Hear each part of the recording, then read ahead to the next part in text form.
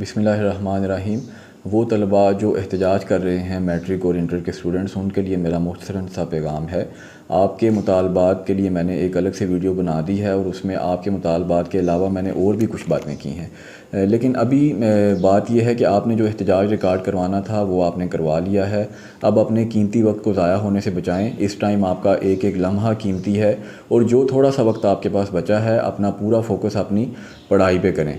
जो फ़ैसला होना है वो हो के रहना है। जो एहतजाज आपने करना था वो भी आपने कर लिया, हायर अथॉरिटीज़ तक आपकी बात पहुंच चुकी है।